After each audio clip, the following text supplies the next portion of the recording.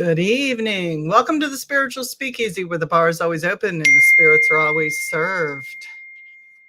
Sorry, I've got people pinging that they're going to be late getting on. That's great. I love it. I love it. Thank y'all for those who joined tonight. I thought tonight, in lieu of, Mercury going back into retrograde, and I believe in Sagittarius, and we've had a full moon, and there's just been lots of things, lots of changes in the world, and people are very upset and hyper and agitated over that.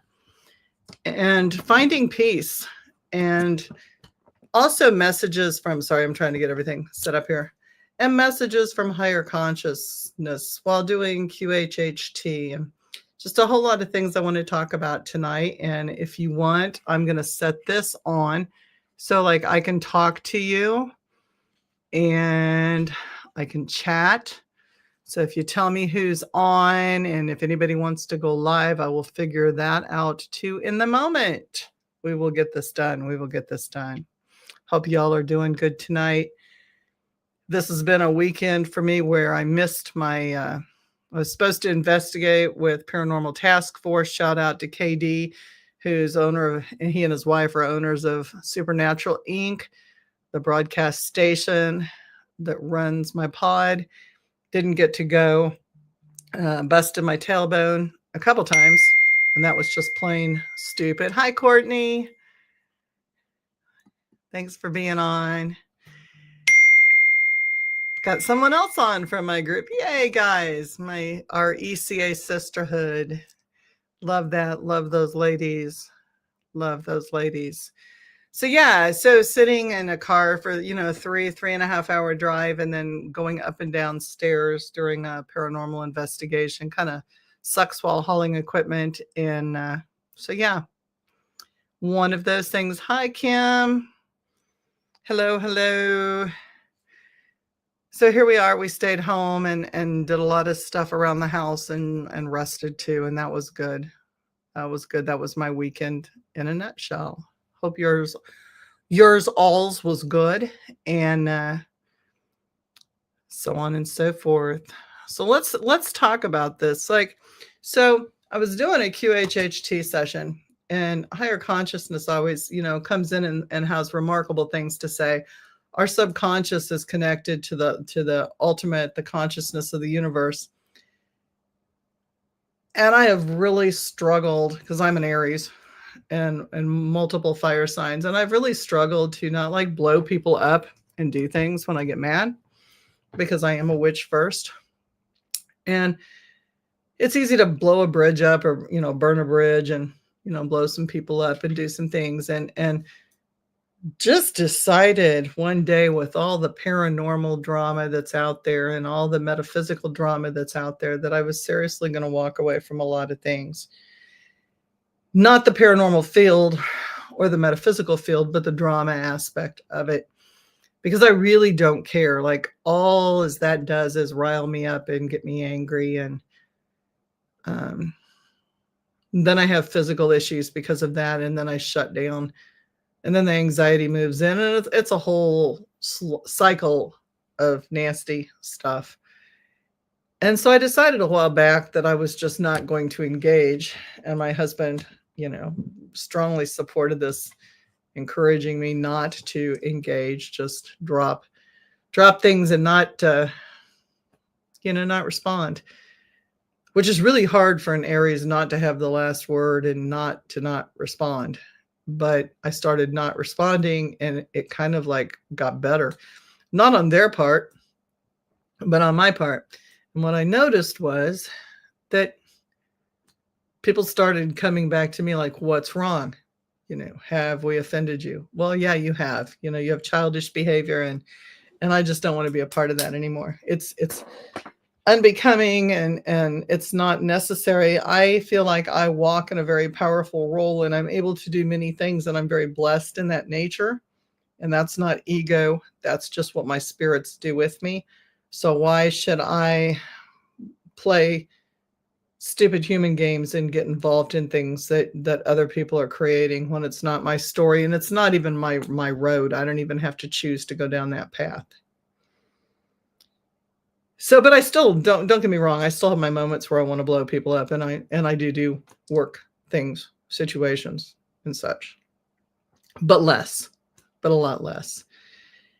And so, I'm doing a QHHT session, and it came out that reciprocity is not a good thing when it comes to anger, and that being mean because someone has been mean to you is not the answer. And it came out very loud and clear. And it was sad for the person that I was doing the QHHT for, but it was, I think, also said for my benefit because the person actually turned and looked right at me. And I was like, oh, snap. Hi, Vanna. Vanna's saying hi to Kim and Courtney. So, it was kind of funny. And it was like I said, but there's a time and a place. And the response I got was, really? And I'm like, so why not? Like, why not speed up the karma? Because anytime you hurt another person, you're hurting the universe. And when you hurt the universe, there's automatic karmonic repercussions. That's really deep when you think about it. So then, you take that the step further, and it comes down to what our master teachers have taught us, right? Jesus and Buddha and all the rest of them, to love one another and be kind, which isn't always easy when you're driving in traffic and you have road rage or, and I'm not good at not thinking the thoughts, and I'm certainly not good at verbalizing the thoughts for anybody who's driven with me. There's a lot of fuck yous, fuck that's, fuck everything's. But I think we have to start someplace, right? We have to start with our actions. And we are in control of our own actions and how we respond to things and how we choose to respond to things. Like, do you choose to get angry about things, or do you choose to not get angry about things, or do you choose to let things go, or do you choose to forgive and forget, or maybe never forget, but certainly forgive, because forgiveness is for ourselves. It's not for the other person. So just some food for thought and discussion tonight. And also, how do you do that? How do you just walk away from something? How do you walk away from fear? How do you walk away from people starting shit? One of the first things that I learned when I was in Voodoo, when I was in Santeria and Ifa, was, good character. Have good character. Good character is, temperance. It's virtue. It's love. It's patience. It's beauty, not outward beauty. We can put filters in all we want, but that has nothing to do with how we behave on the inside and how we think. And gossiping is one of those things that so many people do. We tell other people's stories, and they're not our stories to tell. Like, that person isn't there to tell their own story. So I don't have the right to tell that story for them. And when people come to us and they say, hey, did you know this person said this about you? Why are they telling us that? It's to stir the pot. It's to stir up things. And the timing of this was impeccable. I mean, it was just the universe, just like, because I had already put out there that this is what I was going to talk about tonight. And then, situations come to hand, and people, places, and things, and you just kind of go, the door just opened. So I'd kind of like to hear what you guys have to think about that, what you have to say about that. Please feel free to interact and type in your comments. If you want to go live, I will figure out. I can put the link out there. If somebody wants to go live, I will figure out how to do that and pull you up. I'm not sure how to do that, but I can figure it out. Or if you just want to type your comment and I'll read it out loud. Hey, Greg, thank you. I am sitting on a huge trucker butt cushion. Yeah, that's how I'm doing. But I had hot chocolate and marshmallows too. My sugar level is good, and I'm pepped up tonight, because hot chocolate when it's cold outside is always perfect.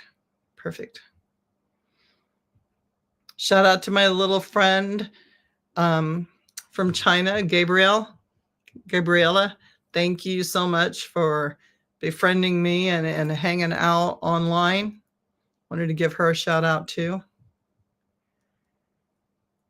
She is an amazing dancer who is on TikTok, does Chinese culture. She's a beautiful person, beautiful spirit. So if you are interested in things like that, give her a follow. Anybody have any thoughts on walking away from situations and finding peace? You know, it's amazing because sitting back and just not fighting and not caring is a relief. And one of my other friends used the word,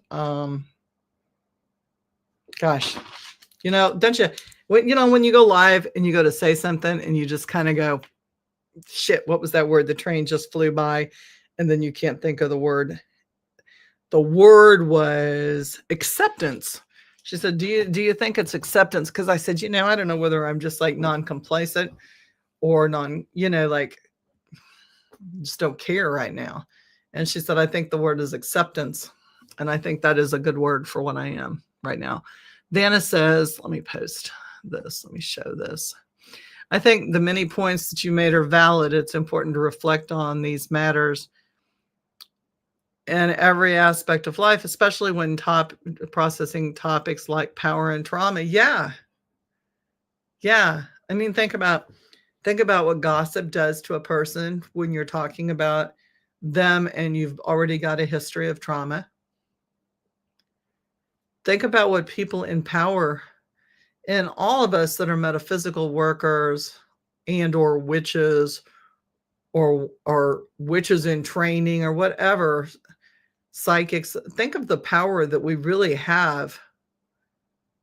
It's not our power, it's we channel through things, but it's power that can be instructive and educational and positive to change the way we look at things and change the world. But it can also be extremely destructive because we have the power to hurt so many people by thought, word, and deed. And that's not something we want to do. I don't think.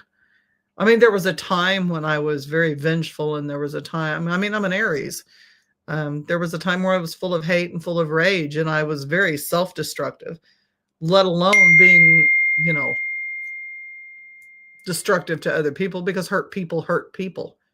Remember that. If we're hurt ourselves, we're more likely to hurt other people. I look at the living dead. I look like the living dead, but I will join you to discuss. Vanna, I am going to post the link in our coven for you to join me. Hang on. And if anybody else wants to, I'm more than happy. It's not just limited to. I just don't know how to get it from my phone to. I am electronically challenged for those of you guys that don't know. Zombie Girl, hey, Stephanie, how are you? Okay, ECA, here is the link. I'm just posting it. Link to join live.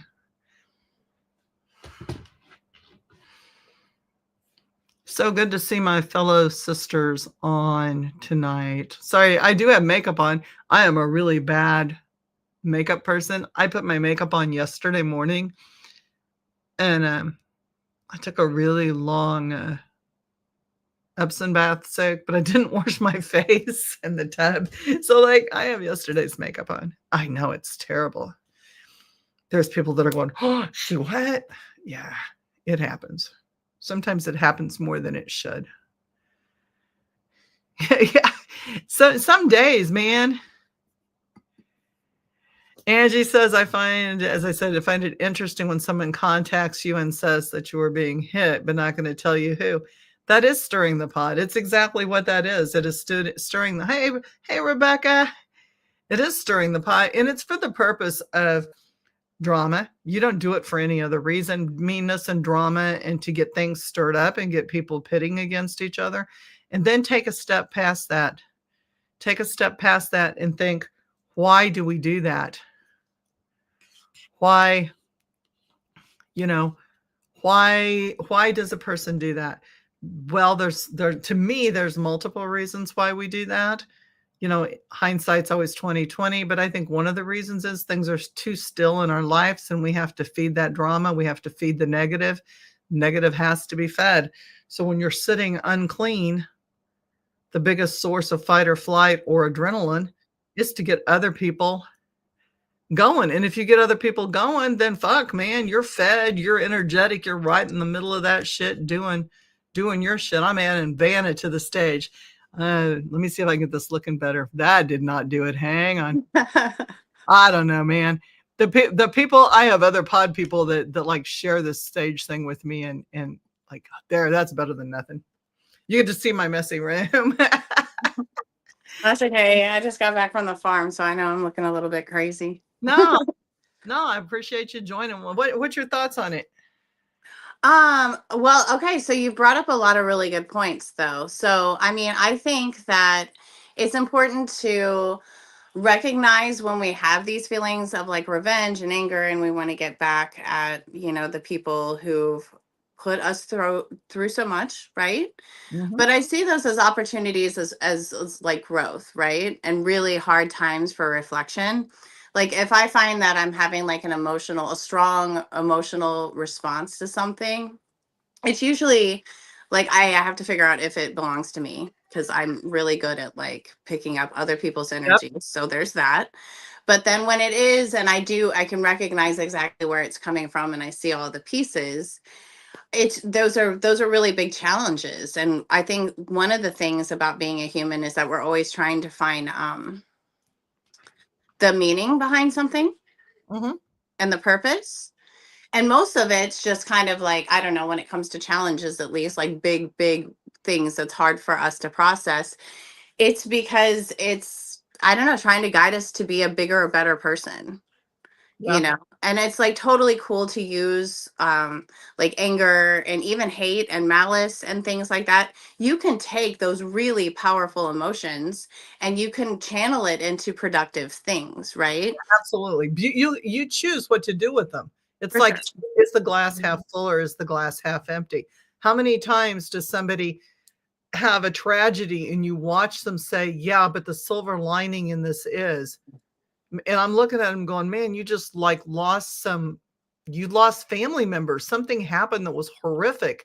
And they're still going, yeah, but my belief system is they're at peace and we're the ones, and we get to celebrate now. And it brought family more together. And I'm going, man, to be able to look at something and find that beauty, no matter how skanky and stanky it is, to find the beauty in it, turn the other cheek. Greg, yeah, we're supposed to.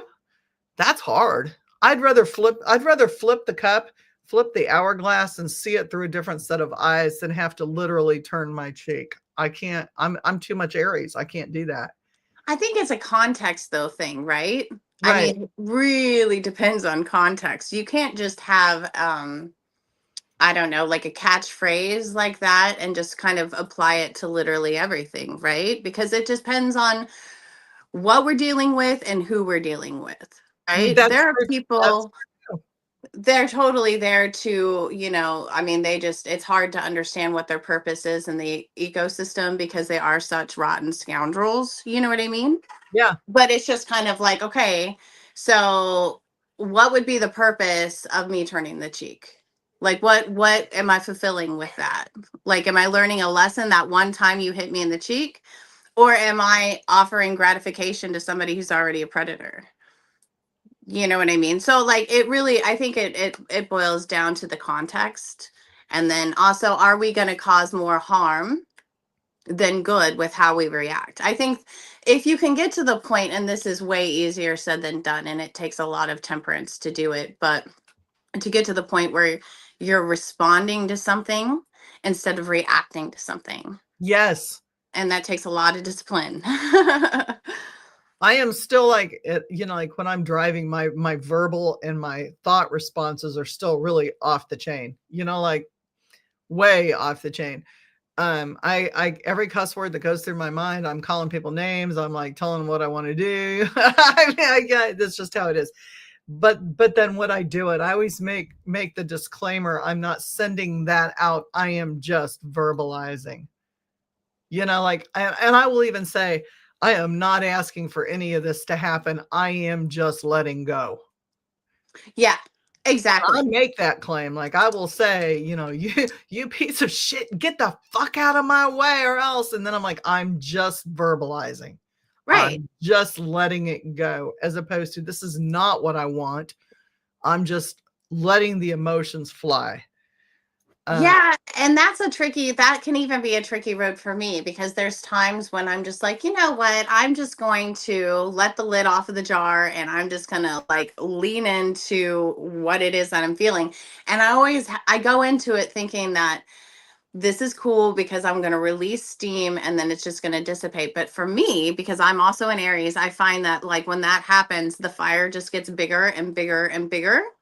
Yeah, it can. And it can, because depending on who is part of your group and who throws more gasoline on the log pile that's already burning, or the bridge, or the pot, whatever it is that we're burning, it can explode. For Or sure. implode. It can even implode. Like it can. It can. And so like, especially in the moments of road rage, which I used to have it worse than I do now, but like my problem with it more or less is my speeding problem.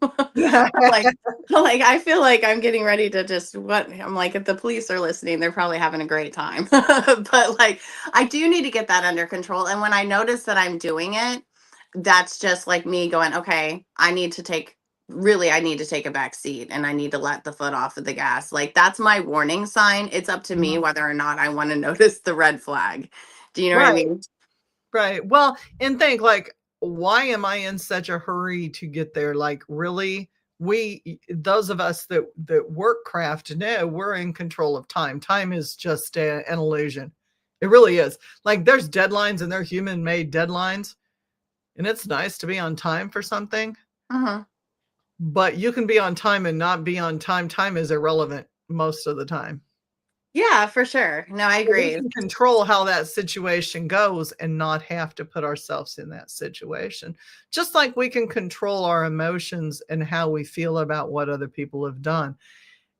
And, you know, so the other thing that happened with, I don't know if you heard the first part of it, like the higher consciousness telling my client and telling me that, Greg's an Aries too. yeah, he says, but not getting my energy. Uh-oh, another Aries. Yeah. But yeah, you don't have to give your energy to anybody. That's the thing. For sure. And, the higher conscious stating really loud and clear, like you can't hurt. When you hurt a person, you're hurting the universe. Uh-huh. That's each one of us is part of that universe. And whether we're the bugs, we're the cockroaches in the locker at the airport, that's how small we are compared to the greater universe. We still matter. And so if we're hurting each other, we're hurting, or ourselves, we're hurting everyone. Well, and then again, it goes back to like looking back at the word of like power and stuff, right? So, like you Mhm. mentioned some of the like paths that you've gone down through your studies. Mhm. And, some people would be like, oh, wow, that's, that can be some dark stuff. Like, like Santeria. Mhm. Right. Yeah. Like, but it's like, yes, it can be, but there's, like, it really And it can be boils down beautiful to the too. practitioner. I'm sorry. It can be beautiful too. Oh, It's for it sure. it's what we do with it. It's really how you handle that construct of power, though, right? It's like where you find power. So Mhm. some people would find power for them is like over you get to have it over something, and then other people don't construe power that way at all. Like for them, like power is flowing with something. Mhm. So it really, and I think that makes a really big difference in like how an individual shows up, but also how somebody is a practitioner, right? Right. Yeah, and it's a choice. And so higher conscience went on to say, like I kept asking, how are we supposed to do that? Can you tell us how we are supposed to do that? Because higher conscious is a real smart ass. Our subconscious is, it's like, just do it. Like I've told you 100 times, and everybody says this, like, this is something not unique to any one human being. Everybody's subconscious says, I've told them a million times and they just aren't listening. They know this. She knows this. He knows this. We all know this, but we choose not to do it. So then the question becomes, how do you flip that switch? How do you suddenly let go of something, let go of what somebody, like, the situation Angie was talking about? How do you let go of something like that? How do you just walk away from it? And it sounds so cliche to say, you just do. But you do. Like, sometimes you have to just decide it's not worth it. Well, and a part of it also is, I think there's more pieces that are involved than just doing it. Right? Some of it's awareness. And for me, like when I was going through some of like my darker journeys, and again, when I will be going through more darker journeys, the thing that I think that what people say is just like, when surrounded by darkness, be the light. So it's just like when you find yourself in those moments, it's kind of like, what can I take out of this that I can appreciate? Right? It's going back to that glass half full or, half empty. Yeah. Because really, at the end of the day, like what we have to rely on are our resources. Now, not all of us are just going to be like, an Adonis out there with nothing but like, godly gifts or whatever. But we do all have our strengths in addition to our weaknesses. So we, through that balance, we can find out, what resources we have to be able to get through that. And some of that just boils down to appreciation. Like, Right. and if we're constantly comparing ourselves to other people and, what their strengths are and what they're good at, like that creates kind of like, that lesser energy, which creates a void, and then that can get bigger and bigger and bigger. So Right. it's like, where are you going to be shifting your focus in the Feeding the moment of great nothing. Feeding the great nothing. For sure. Yeah. That one dog movie, I can't think of it, when the dog, like he was a flying dog and the great nothing came. Oh, yeah. No, you're a never-ending story. Never-ending story. Yeah. He wasn't a dog really, but I mean, he was kind of a dog. Like he was a puppy. The dog dragon. Valcor. Yeah. But I mean, we do that. And I think that's part of that understanding that I can choose to get myself riled up about something. And in the moment I can be pissed, but I can also choose to walk away from being pissed. For sure. And then that's clearly the other person's issue for starting something. That's not my story. Even if it involves me, they're obviously writing their own book about it. I don't have to participate in that book. I don't have to. I mean, I can just walk away and go, oh, that's nice. Did you hear the one about Julie? No, I haven't yet, but I'm Julie. I'd be interested to hear about it. But then I also can choose like, okay, that's a great chapter in that book. Yeah, it's clearly fiction. Shut the book, shove it away, and just go, not my kind. Yeah, you don't have to own everything or respond to everything that's out there. Like, I agree with Greg. It's just, I mean, there's a lot of people out there who just don't deserve your energy, however bad that may come across. And what I mean by that, and I found it really interesting. I saw an interview, I think on, maybe it was Big Think on YouTube, but it was a woman who is she's a psychopath, but she's also a doctor now. So she helps people with it. And for her, she had to find a benefit from living with, people who have empathy because she doesn't have any, right? Right. But what was really interesting was how she described her, like the pressure she felt to just be around like, empathetic people, just normal, whatever. She said that she would start to fill up a pressure until she had to do something like forbidden or mean or something, like, she would pinch somebody and cause them pain. And then that was the only thing that would relieve her stress and her buildup and all of that stuff. So when you understand that there's forces out there that it's right here. My son, sorry. That's okay. No, it's all part of it. We go live, you never know what's going to happen. Fudge. Here you go. Not too much. Go on. Oh, we're on YouTube. Go on. Oh, yeah. See you later. Can you edit it out? Nope. We're live. So bye. I love it. Can you edit it out? Nope. So, but yeah, like once I found out that there's people out there who it's just kind of like, you know, there's people out there who they feel good when they do good things for other people. There's people who don't know what it is to feel good unless they are doing something bad. Right. You know? So, and Well, yeah, negative- you don't have to interact with that energy at all. No, negative feeds negative. Negative is never going to feed positive. It No. will never. It will never. Negative will never attract positive unless the positive feels is an enabler and feels the need to fix the negative. Well, that's part of the spell, though, isn't it? Like Yeah. that's what makes the organism successful.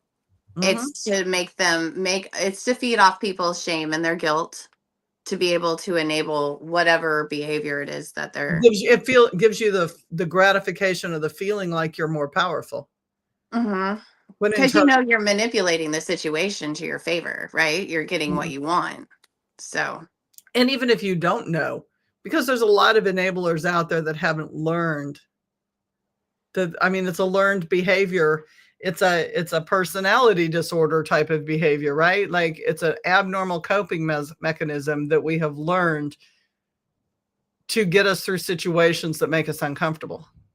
yeah, Satir actually, Virginia Satir, she talks about the communication stances, and which she like, you know, we talk about how we have trauma responses or anxiety and fear stress responses, but so in those moments we tend to display a particular body language, like when you're fawning, you know, you're on your knees and you're pleading with somebody. When you know, when you're fighting, you're clearly aggressive. But all of these things, like it's really amazing because you can just turn the audio down on life and just watch people's body languages, and like they will tell, their body will tell you exactly what they think, where they're coming from, and what their motives are.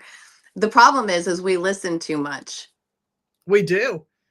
Well, it's like scrolling on Facebook. You know, we choose, like you see somebody that you don't like, unless you block them and then you don't see them, you know, but you're scrolling through and you see an ugly post and you make the choice to stop and read it, knowing what it's going to do. And then even to respond. Yeah. So if it's going to trigger you, don't read it. It's kind of like if you're watching, if you pull up your menu on your cable channels and you see the list of shows and you know that you're not into horror or gore, then why would you stop at a Hostel or a Saw movie? You know, like you have the choice, though. You can't say, well, I was traumatized by that movie and it's the movie's fault. You chose to click on that. Well, that's the accountability piece, right? It is. And that's a big part of, you know, confronting anybody. Well, like, you know, usually when we feel defensive, we feel it's because the other person wasn't accountable for something, right? And then, but it's just like at the end of the day, we still have to ask ourselves how we were complacent in whatever cycle took place, whatever pattern. Yeah. You know what I mean? Yeah. For sure. And to me, that's part of that walking away. So yeah, there are steps to walking away, but you have to make those choices. It's all about choices when you walk away. It's about accountability. It's about your own choices, what you choose to feed off of and not feed off of, or feed into or not feed into. You know, where are your limits? Where are your hard boundaries? Yeah. Yeah, and that takes a lot of internal work, you know, and that can be hard to do just because it's hard to go inside and do some of these assessment keys, but also when we have external factors like bearing down on us and pulling us and distracting us, it's really hard to go in and have those like really like deep and meaningful I guess, just check-ins with Yeah, yourself. self conversations.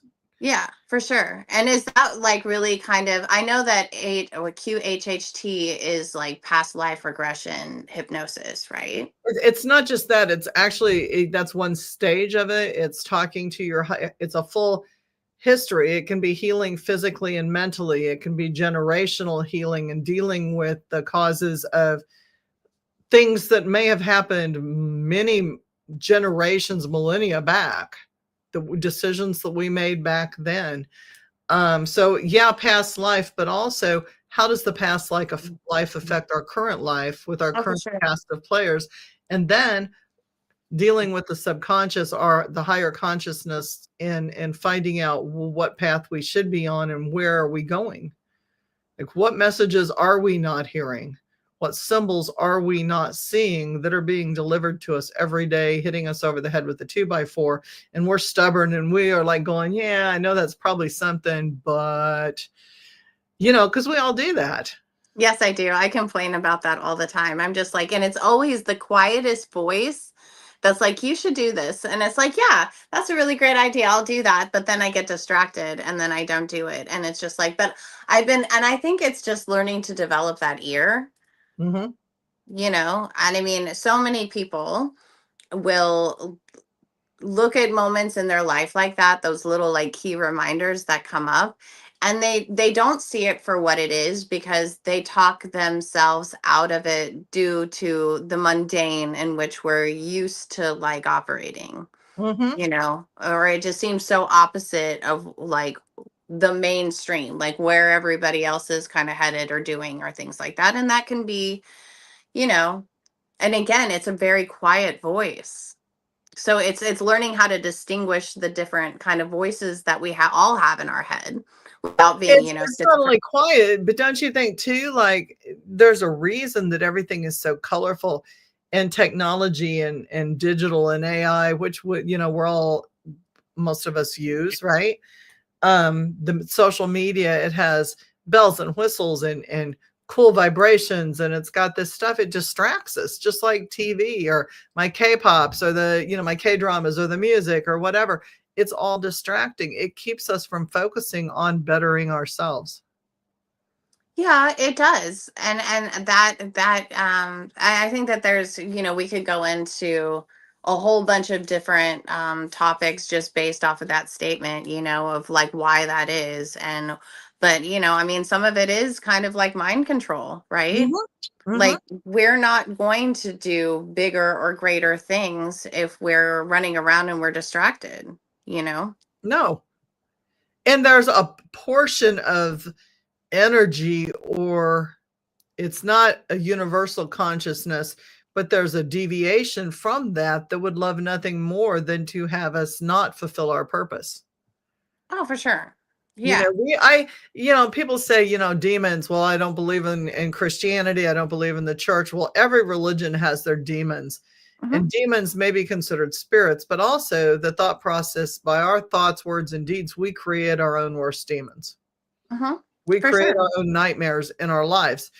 By our thought processes, I mean, it may be something familial that's happened to us. It may be something generational that's happened to us, but how we have chosen to handle or not handle that creates an energy effect with the growing of something negative, a mass, which becomes a demon. It can be. Yeah. So, I mean, I find that I often like consider these things from both like, I guess the psychology side, and then also from like theological perspective. And when Mhm. I say theological, I just kind of mean not necessarily just the Bible, but just many spiritual beliefs and religions regarding how we are influenced, right? Mhm. And it's fascinating because I've always kind of wondered, and I've always seen kind of like that, I don't know, split highway, if you will, between the church and between, medical science, Sure. of like, is this a personality disorder, or is this like, a demonic influence? And demonic influences can be both positive and negative. And, I mean, there's theological examples of that, like not just in the Bible, but in many different things, like, demon actually is a Greek word, And that could actually be referencing the influence of a muse. It's that kind of any sort of penetration of an energy outside of yourself, really. Um, and yes, I think that if people really understand, like, and take more accountability of the things that they do take into their lives, not just relationships, but the type of music they listen to, the movies, the stories, all of those things, they create energy and life forms around you. Yes. And it's just kind of like you begin to create the world that you perceive, really. So it becomes almost like a self-fulfilling prophecy in certain regards, right? Especially when you do put out those particular statements of, like, you know, like, I love that you clarify that too. So, and I think it's important to do that before you say something out loud. Just be like, I don't actually want this. I'm just Right. Well, releasing because we stress. manifest. We We do. manifest so many negative things in our own lives, you know? And in others. And exactly. And in others. Yeah. Yeah. You And know, it is important to, and I'm so glad that you brought up these topics, because I do think that, and it's that one statement, what goes around comes around. Like, even uh, sometimes good intentions bite us in the butt, because, like, we're meddling in things that really, it just wasn't for us to get involved in, right? and And that that's when happens things can too. I slip up. mean, that is actually part of the definition of gossip. It's not just verbally, it's interfering and becoming involved in party to things that don't pertain to you. Hmm. You may not say shit in a conversation, but if you stand there and you continue to participate by being in that circle that's talking about those things, you are gossiping. Oh, for sure. Well, and you're participating in a betrayal of some sort, right? Yeah, And because then the other usually, person isn't there to back their own story.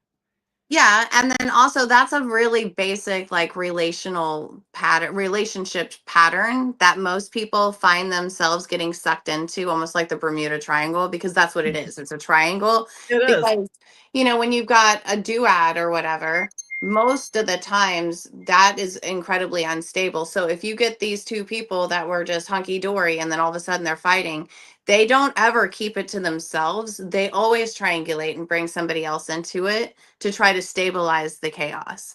So it's just kind of like, even just stepping back and noticing, hey, this could be easily rectified if I just don't do that thing, And right? how pissed do people get when you say, I'm not comfortable in this conversation? People take that fucking personal. And I'm like, no, it's not a me versus you. It's just, this is not my story and this person isn't here. And there's always going to be somebody saying something about somebody, whether it's good, bad, or indifferent or in between. And I'm just not comfortable. Like, I'm Yeah. not comfortable with that energy anymore. I'm just so over people stabbing people in the back and getting caught up in that. And oh my gosh, like, let me use that energy to try to better something. Like, I Yeah. just feel like it's a suck hole for me, and I can lose hours and I can lose days. And I guarantee you, if I go after you, I'm going to bring you down. There's no way, this. We've had these discussions, Vanna. You're my sister. You get this. Like, I will fucking bring you down. Well, but What if I choose not to do that anymore? Like, for that moment, what if I'm making the conscious choice? I just don't want to be a part of that, so that I don't feel like I have to do that. Like, yeah, I think that that's a wise choice. And it's also completely acceptable to just say, hey, um you're A, and then or whoever that person is A, and C isn't here. And I feel like with C not being here, we have a missed opportunity to collaborate on a solution. So, yes, like, if we're having a conversation and it happens to be feisty and there's a lot of criticism in there, but it comes from points of care, like mhm, genuine care and right. concern, that's completely That different is than different, somebody. But yeah, but that's still conflict, and that can be enough, right? right? But then again, like, it really, at the end of the day, I think the best way to approach that is just be like, is this a productive conversation in the regard that they're looking for a solution? They really want one. Yes. Or Because is this we just can salute. We can salute. We can fix it. I'm just making up words now. we We can. You we can always salute. salute. We can fix the problem. Or we cannot fix the problem and we can make it worse. For sure. And I think that no, I don't think that energy vampires is off of the conversation. You guys are a part of this too. Yeah. How do you control being getting your energy sucked by energy vampires? I think that that's part of it though. Yeah, it It's is. like going, okay, is this person just spinning my wheels because they actually are they get joy from seeing me, like, get worked up. And if you Mhm. notice that that's joyful for them, then their whole goal in life is to see if they can get you to stroke out. Like, so that's not fun. Well, Like, or if you feel drained, like if they're constantly going, like, oh, can I have a hug? Or they're wanting to touch you, or you feel like you're drained, like, you're being drained by them, then you need to put your shield up. Like if you choose to still be around those people, and sometimes there are kids, sometimes they're family members or, spouses or whatever that we have to be around, or well, you never have to be around anybody, but you choose to be around. You learn to put your shields up and don't let them do it. Nobody has the right to suck your energy unless you give it to them. well, and I think that it's important to ask, like, what about this is draining for me? Mm-hmm. And like isolating those actual things. So, like, if you're having a conversation with somebody who just wants to talk about, well, okay, let's just put it this way. Everything's like an energy exchange, right? So like if I realize that, like, I'm walking away and like one of us in the relationship is benefiting way more than the other, and Mm-hmm. then I'm not getting anything out of it, then that just goes to show you that this is a pretty one-sided relationship or even a conversation, right? And then you begin to figure out, like, where your value is for the other person based Right. on those exchanges. Very true. Very true. And you'll know, like, when you stop and think about it, like, there are people you work with, or there's people you're sitting next to you, and you notice you're fine until you're around that person. And then that person, when you leave that person, you're just like, oh my God, I have nothing left. That's an energy vampire. Then you have to figure out, is it physical? Is it psychic? Is it emotional? Is it, where's it being fed off of? And certainly cut that feeding off. And Mhm. sometimes that means you have to walk away from that person. It's not just shielding. Sometimes shielding is not enough. Sometimes you just have to walk away from that person. And that's okay too, because self-care is more important. It is. And people say, oh, before I answer this, people will say self-care is not important. Like, you take care of other people first. It's the old airplane thing. You have to pull your own oxygen mask down first before you're sane and with it mentally to be able to care for other people. Well, I also think it's important I'm always going to be the words person, and I'm going to be like, okay, what are you saying? What do you mean by that? Like, so Mhm. when we say self-care can mean a lot of things for a lot of people. But I mean, if you've just been like working like crazy, and like this happens to me, like I'll just pass out and go to sleep for days. It's like my body needs that. So I guess that would be self-care, right? But like many people would just be like, oh, self-care. So I'm going to the spa and I'm going to get my nails done. And I'm like, yeah, that's self-care. And I mean, that's taken time for you. It really just kind of depends on the person's concept of what that actually Right. is, And and if it's it's truly individual. It's helping very them. it's very individual. Yeah. But I it's mean, also like, to go back to those influences that you were talking about earlier, it's just like, sometimes we do things and we tell ourselves that this is good for us and that this is self-care and right. things like that, when we're actually feeding, I guess, since we're talking about, emotional vampires and people who take and stuff, that's kind of like feeding the parasite, because they're always going to want you to do something that isn't good for you. That's true. Always. That's So. true. Good point. So Rebecca says, can you give an example? Give the example you gave me to help with my shielding. Like the cotton candy.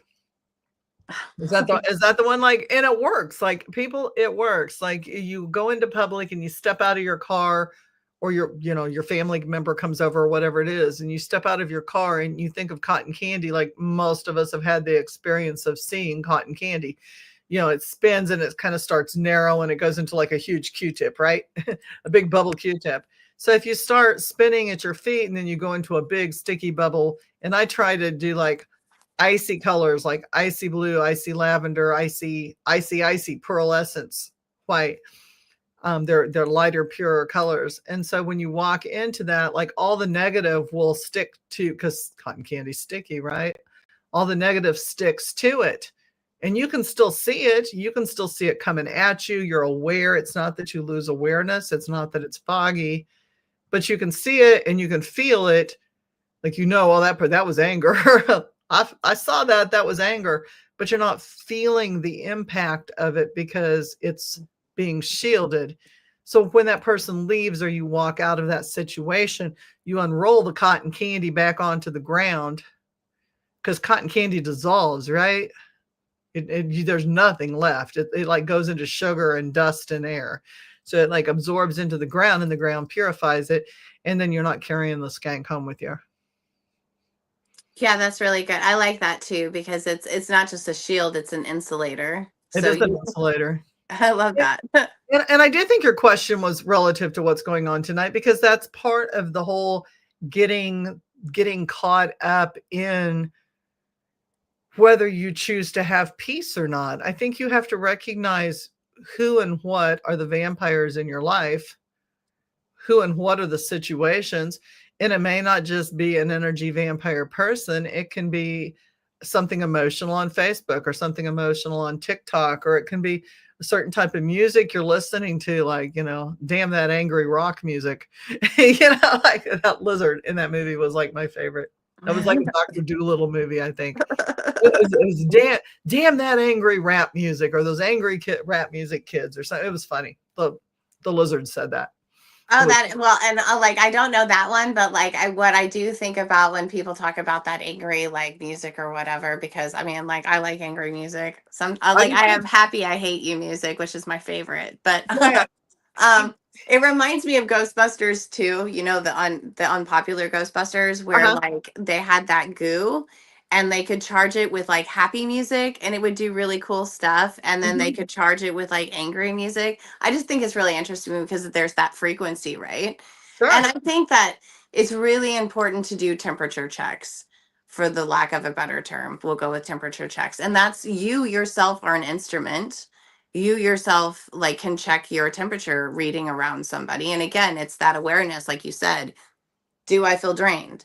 How do I feel drained? Like, where am I being taxed in an area that is just too much, right? Yeah. And it's just like, and everything that we encounter, because we ourselves are almost like little radio stations of things that pass through. And oh, what are we confused? Oh, are you confused about the cotton candy? I'm trying to see what there's nothing.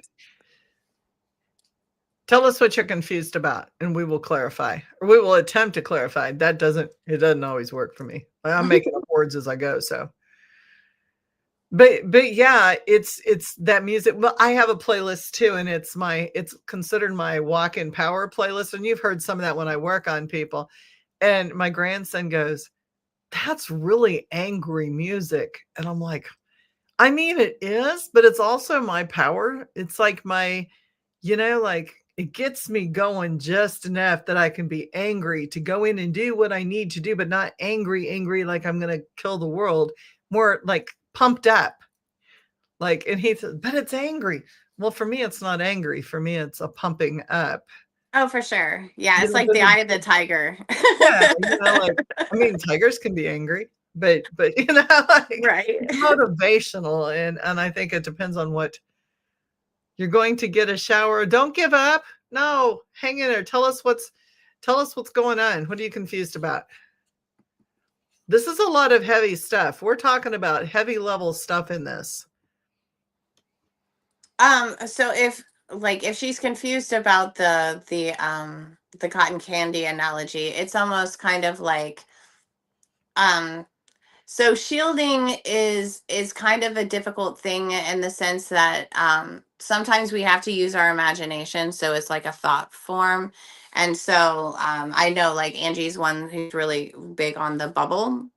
Like I don't want to say the bubble theory is not a theory, but it's where like before you even touch the ground, you just kind of imagine a bubble going around you. But I mean, it is kind of valid for the the people who do have trouble with visualizing And things. I'm not a visual person. That's why I went with cotton candy.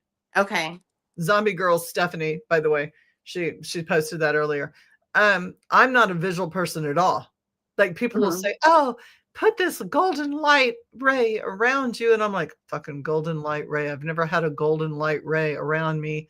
What the hell is that going to look like? Is it going to be a tube? Is it going to be like my left brain will take over?" And I'm like, "Oh, is it a square? Is it shooting sparks because it's gold?" Like I just go off with it. But cotton candy is something I have held in my hand. It's tangible. I know what form it takes. I know what it looks like. The other thing I use visually is I am a Baby Yoda, a Grogu fan. And he sits in that little pod and he's so cute in his little pod and he tools around, right? And I love his little pod. He hops in this little pod and the pod just zooms through the air like all the Star Wars vehicles do. And so I will put myself in a pod and zoom through things that I don't like. And I think that some of that is really like stepping back before you enter something, like whatever it is. Like so like, Disneyland is not one of my favorite places on the earth, and I wish that I could get along with the slogan, but I'm just not one of those homies. But so like I know that like when I go into that place, or like if I go into a rock concert or something like that, I already have a pretty good indication as to like the things that I'm What you're going gonna to do. Walmart does it for me. Like when I go to Walmart and Target and those places where people are like grocery stores, can't stand them, cannot stand them. And I will bubble up like a pod. I'll put myself in the pod or I cotton candy every time before I put myself in that situation because people get to me. Greg says, I've tried to keep me neutral in most situations. And if I have to put on flak jacket and talk it out, I talk rather than assume. And that's basic. Yes, we should do that. Let me clarify what makes you think that? Why did you say that? Where are we coming from? As opposed to reacting with anger,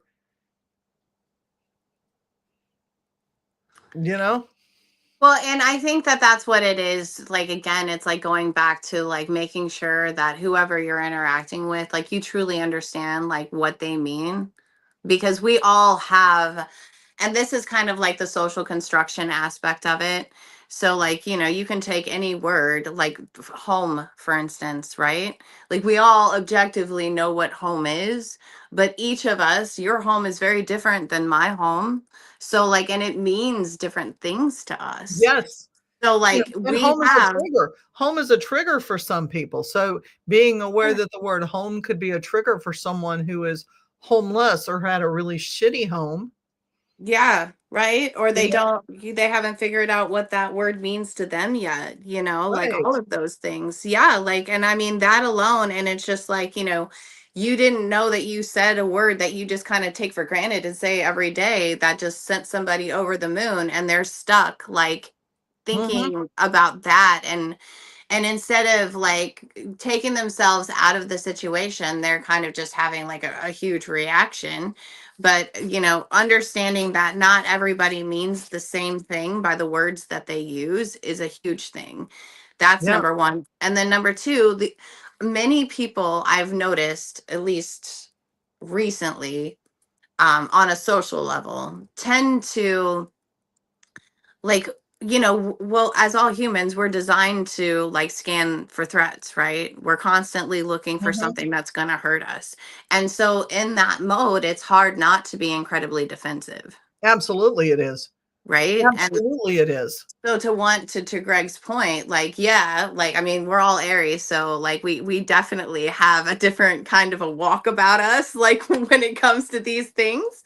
But like, I mean, I'm not conflict avoidant, but I don't prefer conflict, but at the same time, I won't shy away from it because No, I don't necessarily see it as a destructive thing when it can be utilized productively, right? But you right. do have to take the opportunity, and it's a little bit of bravery and courage to be like, hey, I feel like we had a missed opportunity here. And maybe I just misunderstood. Can we figure this out? And you word it so much more beautifully than I do. Like we each have our own tone and what that sounds like. Like for me, that's like, what the fuck, man, where'd that come from? And if you say something to me, I'm going to be like, what the fuck? Why Mhm. did you say that to me? I'm going to ask you why you said it, but it's not going to come out super pleasant if I'm texting or if you're on a phone call. I'm going to be like, what the fuck, man? Because there is a little bit of defensiveness that comes up. Mhm. But I'm going to ask you, I'm not going to go, I'm just going to get really fucking pissed about this right now. I'm going to explode and I'm going to do this. I'm going to go, what the fuck? Where did this come from? Tell me where this came from. Why are you thinking this? What is going on in your head? It's not my head because I didn't do anything. And if I did do something, I'm going to be the first one that goes, oh shit, I know what that's about. And then I'm going to have to go, I know what that's about. For sure. Let me be honest, because we have to have that honest dialogue. But I also think it's important, and I mean, and again, it's all when I've only briefly learned about the Myers-Briggs personality inventory, Yes. but Done when you hundreds of them. realize it's so hard though, when you realize that when you're interfacing with these 16 different personalities, right, that they all have a different way of perceiving. We all have the same perception points, they're just ordered differently. So Right. like how somebody filters information will be incredibly different from another person, and that alone is makes life pretty frustrating, especially if you don't recognize how the other person is perceiving the situation. Well, So two cars hit in an intersection and there's only two cars there. And do you know how many different color cars witnesses will tell you they are? oh, for sure. Yeah. Like and it's not that anybody's lying. It's Mhm. really what they thought they saw in the moment. Yeah, that's why witness That's testimonial doesn't really go over well in the court of law. It's just right. not Right. considered consistent. Damn it. Tell people, I didn't get a chance in the beginning when you came on, and I'm my bad for this. Tell people what your background is. Oh, well, let's see. So my educational background was in mass communications broadcasting. So like, but I was kind of like, we studied more in journalism, right? The who, what, when, where, why, and how. And then I went out to Los Angeles and I got into film festival circuits, and then I got hit by a car. So my whole life just kind of spun out of control for a while. And then after I had like a bad relationship, I got back up on my feet due to the graciousness of some family members and their support. And then I was able to go back to school. And now my background, well, my recent degree is trauma informed systemic marriage and family therapy. So I basically look at relations on a systemic level, but on an individual level. So it's just like, how is the greater world impacting you? And how are you impacting the greater world? And is this coming from a defensive place? Like, I don't really see people like in pathologies. I see people reacting normally given the circumstances. And it's just like, Sure. how do we get control given the context of the situation? Right. Right. And then help people change. And that's so hard because sometimes our role models were not perfect. Hell, I mean, as much as I loved my role models, some of them, they weren't perfect by far. They were far from perfect on a perfection scale. They were pretty low, like because there's no book that comes with it. And just like any theory, if there was a book that told us how we needed to make it through life, it would be based on a person's theory. And there's many theories of what we're doing in life. So there's going to be many ways to go through it. And sometimes it's not the prettiest and it's not the happiest and it's not the most eloquent. Sometimes it's just butt fucking ugly. Yeah, well, and that's a big piece of healing, right? Like when we recognize that that our heroes are flawed, Yeah. right? And then I mean, but that's a huge part of being human. Like, however, like as much as our ego would like to tell us that we got this in the bag and that we can be perfection and we belong on pedestals and walk on water and the whole nine yards, that's just not what humans do. Humans are like prone to screwing things up. It's kind of how we learn. We kind of where I'm sure the gods and all of their many forms are highly entertained by us. I can Oh imagine yeah. them not being because I think we're funny. I think I'm funny, especially when I screw up. But like that's how we learn, unfortunately. And it's about like how gracious are we going to be towards ourselves in that moment and towards another human being? Like are we going to find our common factors Yeah. and have grace for fault? Or are we just going to because perfectionism, the pursuit thereof, is also driven by a motivator that's fearful. Well, don't you think most, most, that's a pretty general word. I get that. Over 50%, let's just say over half of the human behaviors that are negative are directed by fear. Yes, for sure. And I that's mean, why I would it's even say maybe 75%. yes, definitely. And I mean, and it's so funny because this reminds me of the Donnie Darko movie. Oh, I hate that movie. I think it's hysterical, that woman Oh, with her like blackboard. She's like, there's fear and there's love. But I mean, it really is kind of true. Like, so, I mean, if we're coming from a place of fear, mhm. we feel like okay. Unfortunately, that's our limbic system, which is one of the older parts of who we are as a human, like in our pre-evolutionary stages. And I know you know this, but so like when we're in those moments of reacting, right, that is definitely not when our frontal lobes are engaged. So No, it's like no. 98% like that we can count on is not going to be intelligent in those moments. That is true. That So is it's true. like I think that those are like the red, yellow, green lights that we need to pay attention to. Like if we are feeling like highly reactive about something, that's all the reason in the world to just pump the brakes on something until we can become collective. Because if we're going to keep moving in that gear, it's likely we're going to screw something up, right? And it's like going downhill, like a big steep hill without your brakes on. Like you're going to gather momentum and it's going to snowball and it's going to get huge. For sure. For You know, sure.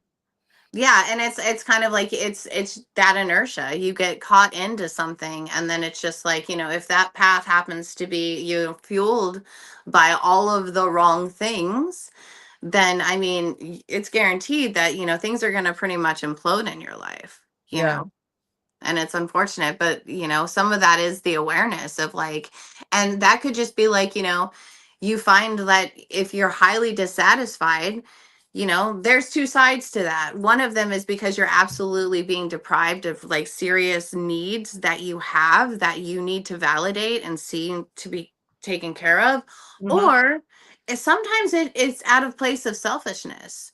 Right. So, before we jump down somebody else's throat, which is really easy to do, and I'm sure there's always plenty of reasons to do so, we Mhm. really have to go, well, what's going on with me, right? And then, like, so to go back to the emotional vampires and things like that, it's just kind of like if we keep finding ourselves in a cycle of like these particular people coming around, and you had mentioned enabling, it's because we're enabling them to come around, right? Yes. There's a reason they keep coming back. Right. And There is then a reason. so the people who are feeders, they are the ones who like provide a food source, I guess, for these people. Like I think it's important to ask themselves, like, what am I getting out of this exchange? Mhm. Mhm. Because I mean, some people just they have a lot of food to give, and it makes them happy to do that, and it doesn't matter to them that they're not being appreciated. And then that is that highlighting the need of like they feel like they need somebody in their life so they're not abandoned. Like all of these like these situations can lead to paths of enlightenment and Sure. for us to become stronger. It's just whether or not we're recognizing the opportunity. Right. But I And think it's important. Oh, I'm I sorry. was just going to jump in and say, and career path too for Zombie Girl out there. You know, those of us that do social service work, we were nurses, bartenders, clerks. You know, like we wouldn't be in those service areas if we were not raised or had a thought process of being semi-enabling. Your caregiver positions, a lot of times, until we learn differently, and even in the metaphysical world and the paranormal world, we see a lot of people who are enablers and walkers on eggshells, for those people who don't like the word enabling. You know, we skirt around, we don't want to hurt people's feelings, we will negate our own feelings to take care of other people's feelings. And you know, people, here's a good sign, like if you got a red light on top of your head and you're going through a checkout aisle and the checker starts telling you all their life history, you are clearly a codependent and enabler, because they can see that a mile off. Like, it's like magnets, man. The needy people who are going to drain you are attracted to people who will let you feed. And there's an attraction there. And I can't tell you psychologically the dynamics completely. That's as far as deep as I'm willing to go, is like it's like a magnet system. But for real, we can influence how that goes. And I've had to tell people, like in my business, if I'm working a weekend event and somebody wants to come up and tell me their story, it is my job as a metaphysical worker flying my flag above my table to listen to that person. To a certain time limit, to a certain degree. And then I have to set boundaries because there's other people. Oh, for sure. Whether I'm affected by what they tell me or not is a whole different story. That is my boundary system, not theirs. But also, you learn to shut people down in a humane way. Like if somebody's telling me way too much, I'll go, whoa, that's a little too much. Whoa, you know, and I'll make a joke about it. But I'm like, I will listen to some degree. Like, whoa, I don't need to know that. Whoa, like you're sacking my groceries. I do not need to know that about you. Yeah, and it's hard, right? Because people, I mean, you know, people can be very desperate sometimes. And I mean, you know, the metaphysical world's always kind of had a bad rap because it's, you know, I can go back to cases upon cases upon cases of, you know, metaphysical people scamming other people just because they were grieving. Yes. Right? Oh my gosh. Or to talk to loved ones that have passed. It doesn't matter if they're still in active grief or not. Yeah. The using of people is crazy. Right. And it's just paranormal too. People make up things because people are willing to pay to see a demon, you know, like, or they think they are. Right. And I mean, I think that, I mean, you know, it's really weird. Like the path to healing, whether from whatever it is a lot like a game of shoots and ladders. You know, just when you think that you've gotten somewhere, you're all the way back to like square one again.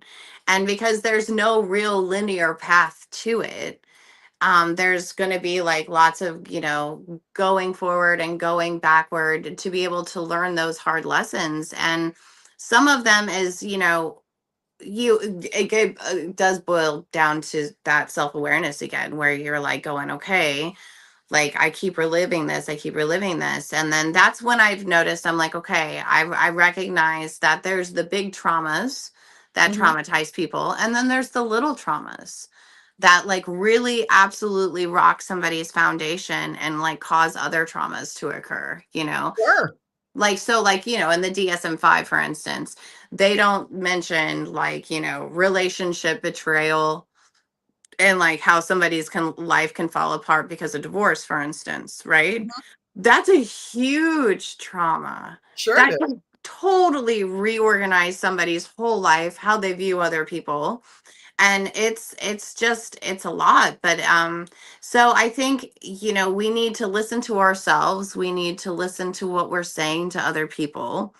And then just kind of really just distill that and go, okay, because there's, like I said, in addition to all the voices that we hear that surround us, we also have all of our internal voices. Right. Which And, can be you many. know, right. And I think that validating each one and listening to their points without like just siding with one particular voice in your head Mhm. is important. And I think that once you start to hear the multitude of messages that you're getting, like you'll be able to discern really quickly, like this is the needs that I'm getting met by somebody, and these are the needs that I'm not.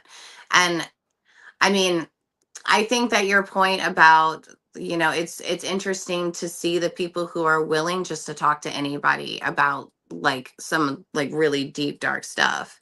Like if you find yourself in a position like that, like it's not unkind to say, look, wow, you're going through a lot.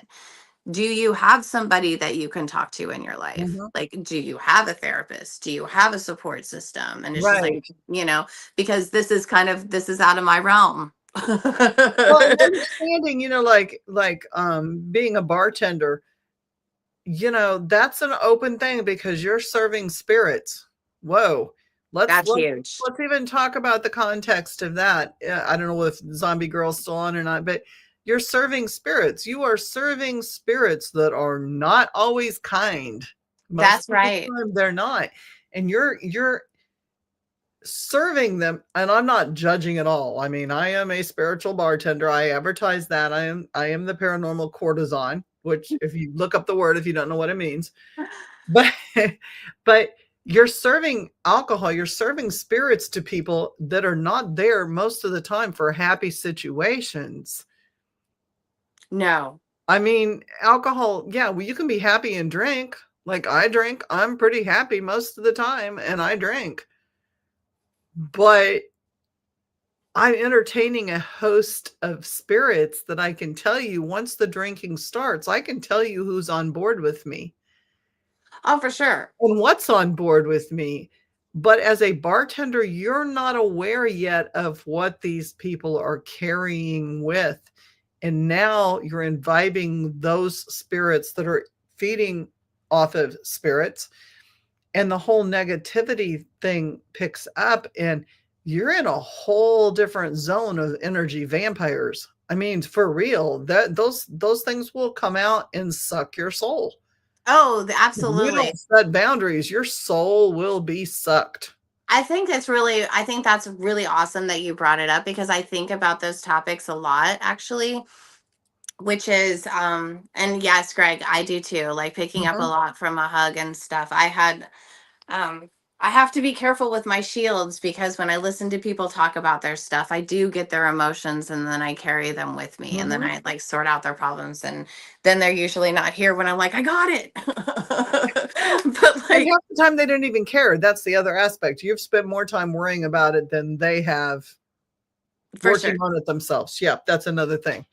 And that's a me thing that like, that comes with practice and it comes with time and just, it's a part of that maturing thing that one has to do when they are a healer. Mhm. And I mean a part of being a healer is yes, you do take on their things so you can heal them, but you also have to heal yourself from what you took on that wasn't even yours to begin with. No. So And we that do that so frequently. Oh my God. If I had a penny for every single time I took on somebody else's shit, Oh, for sure. But I like to mean, go I back would to your be. point about the spirits, like, so I think it's really funny how like as things like, get rebranded throughout the years, but if you go back and, the centuries, you'll notice that, alcohol was not called alcohol. It was called a spirit. And it's been like, I think that people have somehow strayed away from the fact that when you are feeding yourself something, when you're ingesting yourself, well, when you're suggesting whatever, like if it's an alcohol, if it's, like a drug of any kind, food, whatever, like all of those things have spirits and all of them will absolutely like influence us. And so, I've never really understood why, if one is feeling low and depressed, I mean, I get that like alcohol will deaden things, but it's also a depressant. So Yes. that's like, it's not like two negatives make a positive in that situation, you know. responding to multiple comments. I work in long-term care between staff and females. I feel drained a lot. Yeah. Learning how to take care of yourself, because you're caught trying to be that go-between between the families and the staff people and the patient.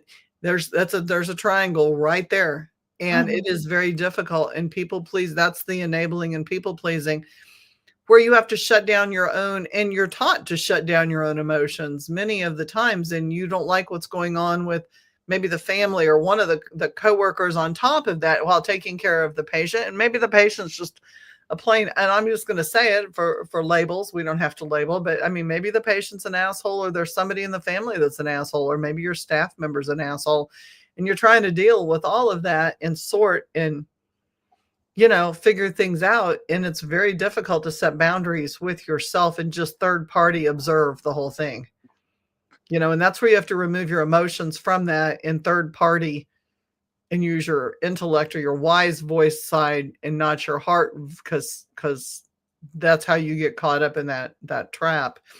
I had somebody just text me and say, what we all have forgot to mention is what happens to the person who is the object of consistent betrayal and dishonesty, even though said object has only ever wanted to help people. That's the other side to walking away, or, like shielding.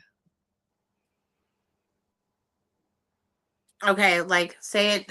What was the first part of it again?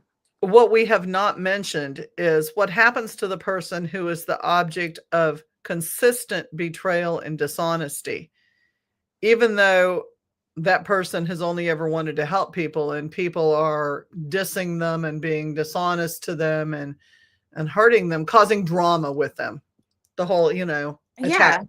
Yeah, well, it's unfortunate because again, like those people have found that like the object, the person that keeps trying to reach out and help and be good no matter what.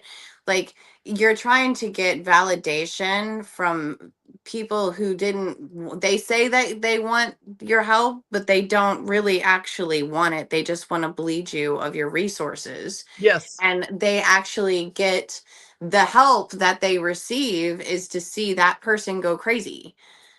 It's to see that person lose stability, lose control, lose all of their resources. And then that's when they feel like, okay, well, I have the help that I need now because, at the expense of the other person, they've gotten all of the stuff that they've required and they haven't had to give anything in exchange. Nothing but time. Sometimes time. Well, And sometimes it takes time to make a lasagna, you know. Damn straight. You know what? No, you know what? Here's what I have to say to that. It takes time to go to Sam's, and it takes money to buy one pre-made too. It's still an effort. For sure. You gotta, you can take on somebody else's shit, or you can take on your own. It depends to me on how you decide to handle it. Like at that point in time, again, self-care. How much are you willing to give to other people? And I'm not saying you should never not give to other people, but at what point are you being bled dry by other people? And well, there's also understanding that like just because you're offering up all of the goodness you can possibly summon and manifest doesn't mean that the person you're serving it to is going to consider that a virtue. Right. They would actually they're going to be nice to you either. It doesn't mean they're not going to destroy you. And I was always taught it doesn't matter what you do to other people. What they choose to do to you is their road. That's right. And it's just like, are we going to stand there and accept it? So that goes back to the turn the other cheek. I didn't say it right. Turn the other cheek statement. It's like, I know that if I'm just going to turn the other cheek and they're just going to pop me another one, then I'm just standing here as a punching bag. And if there's people, well, okay, so like I've heard some of these terms like early on in some of my research projects. Like some of my favorite books is like the Satanic Bible and the Satanic Witch. And it's important for me, that text, not because I'm like, oh, this is a blueprint on how to be a human, because it's quite the opposite for me. But it did help me understand they have value. Yeah, but I understood their blueprint more, right? Mhm. That they don't see like I'm an empath. So with that comes the fact that my power is in what other people, like take somebody who studies the Satanic Witch or the Satanic Bible, they would just see me as a weakness. Like my power to them is perceived as just the greatest weakness, and I have an L on my head and I look like a sucker to them, but that's actually my strength. That's how I heal people. That's how I do what I Mhm. do. And it's like you have to, as one who is incredibly empathetic, almost idiotically empathetic, like that's where I have to use my discernment. Right. And I Discernment's need a to, good word. yeah, because it's just like, I mean, I have to be realistic. I can't help everybody. And No, it's not my charge to do so. no, absolutely not. It is not. And knowledge, going back to those references, knowledge is power. No, but Becca, I love that. It is step boundaries because It you, is. It is. They're baby sometimes it's baby steps. it is because you can set boundaries, but if you don't stand by those boundaries and guard those boundaries, then those are just empty words. Yep. And those are steps. You have to learn how to Oh do it. man. It's And they're incremental. baby steps. And sometimes it's you go up 3 and you slide down 4. Shoots and I'm ladders. gonna be really honest. It's a day-to-day work in progress. So the person texts me back and says, and this is what I mean. What happens when that person is deflated and broken by those who sought to destroy? You can't allow other people to have that much power over you. That No. is easier said than done. I don't mean that in a facetious or a what's the word, a simplistic way. But you have to have enough fear, enough basis in yourself. You have to have enough, what's the word I'm looking for?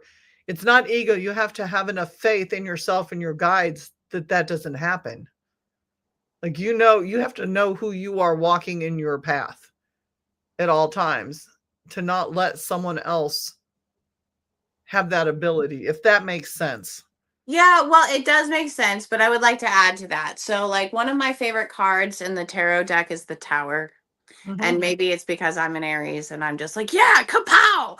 But like sometimes you do need to break down like entirely, like who you are to be, well, who you were, so you can become who you are. And like those people, the people who tend to take more than they're entitled to, and that use and abuse and break us, like that is their purpose, unfortunately, in the ecology. They are meant to be that tower. They're meant to break us down. They're meant to take all of the old rigid structures, the old rules that we've been playing by, and break them down to rubble so we can build our lives from the rules that are actually right for us and healthy for us and allow us to be who we're meant to be, not Right, who we were told we were. right. No, know your worth, and also, yeah, what you said. I mean, that was worded so well. Because there are people that are designed to take away and destroy. There are destructors out there, like there are builders out there, and not allowing building your tower in a way that is not that it's earthquake proof. It's hurricane proof. It's no matter what happens, a little bit of it may crumble, but you're not going to lose your foundation. You can never lose your foundation. Hmm.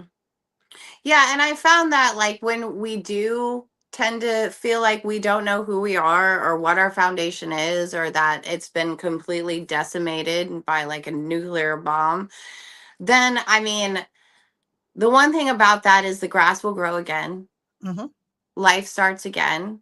mhm. And it's like, yeah, it sucks, but then I mean, it's seeing the opportunity for regrowth.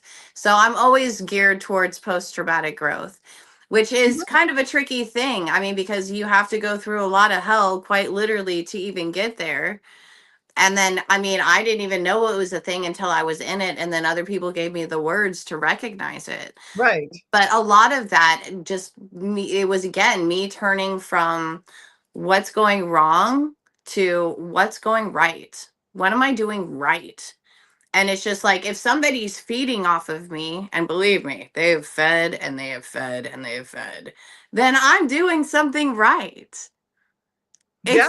It's not me who needs them. They need me. And I'm not going to listen to their lies anymore. And you know when you're being lied to about yourself, because you're going to feel like shit. And you're going to be like, that's not me. That doesn't fit. But like, if you feel that way, then you fold that piece of truth up and you put it in your back pocket and you keep it to yourself and you just walk the other way, because it doesn't matter what you do, what dress you put on, what kind of makeup, how you You're prop never your going to boobs make up. them happy. You And why will would you never want to? be that. Exactly. You never will. So going on. So aren't said people permitted to respond with the emotions from how they were treated? And if they don't respond, then they're not able to fully address the emotional attack and release the emotions to heal. Well, responding is different than reacting. And Responding is definitely different. And staying in the place where you continue to react and continue to allow them the power over you is another thing too. Because they're renting space they're renting space in your body and in your emotions in your head that they're not paying for. no. But it's taking a toll on them, not you. And that is something we allow. I mean, it is. If it's attacking me, I'm allowing it by continually dwelling on that, rather than, you know what, I'm going to take this and I'm going to be like, I'm done. Like, I'm choosing to put that energy into someone else or something else. They're not going to be a thought, THOT, for those of you listening, a thought in my head. They're not. That's what they are. They're thoughts, THOTs. They're nothings. They're little nothings to me. I'm going to go, you can talk about me and you can talk about my lives, or you can talk about anything that's going on. Mm-hmm. And that's fine. I'm going to go make some spray and I'm going to go work on some person and I'm going to go do something that's going to better the world and not engage in the shit show. Yeah, and that kind of goes back to that, just because somebody's knocking on your door doesn't mean you have to answer. And if there's energy that's coming your way that doesn't belong to you, isn't good for you, and you know where that source is coming from, Send that fucking back. just Send that give it fucker back back. to them. And giving somebody's energy back to them doesn't mean like, okay, well, any insult they hurled my way, I'm going to hurl back their way. No, because that's still playing into the energetic exchange. It's just that it's kind of, and I don't recommend shutting down, because it's not good to shut down. If you find that you're shutting down, that's another like red flag. This is not good for you. But what you can take is, you can take all of those feelings and you can put them in a ball, in a jar, in a whatever you want to put them in, and shove it outside of yourself and just be like, literally give that heartache a space outside of your body and back to the person who gave it to you, because it's Right. theirs in the first place. Well, and that's what I do with return to senders. I mean, my return to senders can get like super fucking messy. I mean, I'm not going to lie. I'm an Aries. Like, that's part of that damage that I can do. And I can send them back, a kilo times whatever they've dealt to me. I can send them back with a nuke. I can send them back with whatever I choose to send them back with. But I can also choose just to send back the shit that was never meant for me, the shit that they did maliciously to them. COD. I love COD. Where people have to pay for the delivery. For those of you younger ones that don't know what COD is, Cash on demand, baby. Yeah, cash on demand, which means that you don't put the stamp or you don't take it to the post office when you mail that bitch back. You do a COD, cash on demand thing, and then send it to them. So then they have to pay for the shit that they put on you to begin with. Nothing more, nothing less. And people said, well, that's being mean. That's not turning the other cheek. No, it isn't. It is handing back the luggage that they gave you that was theirs to begin with. Handing back the baggage that was theirs that should have never been dealt to you in the first place, because Yeah. most of the shit that people put on other people is due to trauma and baggage. Well, yeah, there's a lot of projection out there. And again, that's, if you really have the opportunity to connect with somebody, like, asking those, and, a lot of this stuff does sound so simplistic, but the most simple things tend to be the more complicated things, right? Yeah. So, like, if they come across as like catchphrases, they're really not. There's so much work There that's is a lot involved of in it. shadow work and a lot of dark times getting through those and working through that. Yeah, but it's really, again, I'm going to go back to discernment. It's like, do I deserve this? Does this belong to me? Am I receiving the reaction that I actually deserve? Right? So, like, if I bring you your like favorite thing to eat and you grab it, you throw it on the ground, you stomp on it and you spit on me, like, that's probably, I don't think I deserve that under the No, circumstances, right? no, And then and I would know that I'm like, well, it doesn't seem like anything I do for Julie she's going to appreciate. So I'm not going to put myself in that position again, exactly. you know? Exactly. And I mean, And that's the first step. That's just the first step. Well, the first step is understanding your value, is going through that connective. I didn't do anything to deserve this. This is clearly on them and not on me. And then taking a step back and saying, if this continues to happen, I'm not going to continue to put up with it. Setting the boundaries that come with that. And then you have to discern from now on, when other people do that, how far am I willing to go? And you tend to go backwards with your boundary line, not moving further away from you, but you get closer and closer with people, so that it only takes one red flag. And then you're like, you know what? That's the big red flag. It's not a tiny little yellow warning light. It's a big red flag. I'm not going to engage in this. And I think that's a really good and an important point to bring up as well. It's just like, because again, we're like meaning making creatures.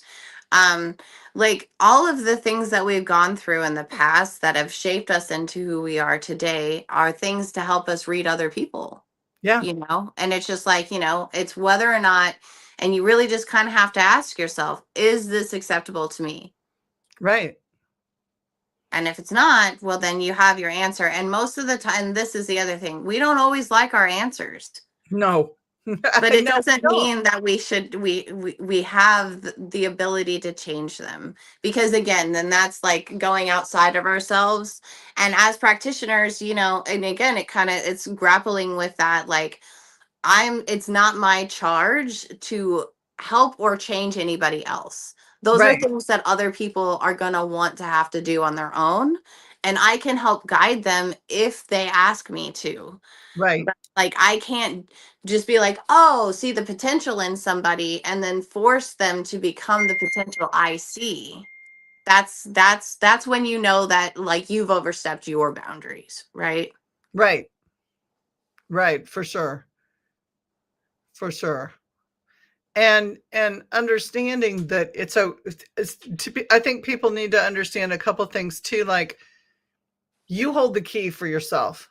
No one else holds the key for yourself. And oftentimes we're like, yeah, but we don't want to make this person mad, or we're trying to be kind in how we do things. So we're going to give them more grace than we should potentially, because grace doesn't mean being abused. Grace does not mean you should allow yourself to be abused or used. And so using that key to open and close the doors that you need to open and close, and be responsible for those opening and closings of the doors. Not going, well, I just don't understand why that person is doing this. Close the damn door. Mm-hmm. Don't let it continue to happen. It should never continue to happen, because you're letting the door fly open and allowing this. You're not responsible for what the person does. You're responsible for you and how you interact with that. And if you choose not to interact with that, you lock that door so they can't come in and interact with you anymore. Then you're taking responsibility for your side of the street, your house, yourself. Oh, for sure. And I think you bring up, again, you keep bringing up really brilliant points. And then it does boil back down to that self-awareness and that discernment. And it's like, I think that for me, like, at least in the trials and tribulations that I have survived, I think that one of the bigger traps for me was, again, understanding, and I'm going to say what I consider a bad word, that pathology, right? Mhm. So, like, I'm not that, I mean, while I'm like really good at, like, watching like crime stuff and figuring it out, like, I'm the worst to take to a horror movie because I can already tell you what's going to happen at the end, right? I've got Sure. that mind. I myself am not, unfortunately, very devious. So, like, when I'm hanging out with people, like, I don't put like my thought construct in how can I get one over on this? How can I pull the string so I can make this domino fall? And it's just like understanding that, there really are people out there that are really That's their just whole trying job. to see how they can play that social game, Mhm. right? And it's just, But that to me is a very weak, passive person. That is their pathology. That's how they make themselves feel bigger and badder, is by doing things like that. oh, but yeah, but if you sit and you start to analyze like a narcissist, if you start to analyze like again, these words, according to the DSM-5 world, they don't really exist anymore, even though they're in the populist vocabulary, which is a psychopath and a sociopath, Right, right? right. So, like, while those things don't exist, we all kind of have a concept as to what they're implying with that kind of behavior. Sure. Like, I actually forgot the point that I was making just because I was distinguishing that those words don't exist anymore. But um I think that when you start, yeah, and when you analyze those people and you start to pay attention, they can be really brilliant at the steps and mechanisms that they use to be able to manipulate people. Well, sure. Don't get me wrong, it's absolutely breathtaking. A life skill. That's how they've survived. That's right. That's what makes the organism successful in there. But like if you like boil down to, again, what are their motivations, you usually find again that there are those root causes, and they are like, I mean, I've said it a billion times. I'm like, I think that emotional vampires are weak. I think that anybody who preys on another human being is weak. And it's just like, that's the bigger, the badder, the more ferocious that they look is when they feel like the most insecure. Sure. And I think there's a lot of power in recognizing, hey, this is somebody who's struggling. Oh, their inner child has never received the validation that they needed to be soothed in any way, and their ego is very fragile, and that's why they respond the way they do with such hatred and demeaning, is and bad acts and destruction, is to build their inner child up that's never received. And when you Yeah. know that, it switches the games. So the question is, don't just saying don't let them, that's just words. The action of healing lies with the one betrayed. That's true, but I also believe that at some point in time you have to disconnect and ah, I don't know, what am I going to say? Not you can't let them. Like, there comes a time where you have to start blocking that, and you have Yeah. to start working on those issues. Otherwise, you're going to stay in that cycle. Yeah, I don't believe in the let them theory. Like, and I don't mean to be like, thumbs down on Mel Robbins or No, the whatever. don't let them. Don't let them. Like, don't let them get in your head. Don't let them get in that. Don't let them Uh, connect with you. Don't. Not let them. Don't let them. But sometimes it is that simple. You have to stop it. You have to stop the cycle. And if they're not going to stop the cycle, then you have to be the one to stop the cycle.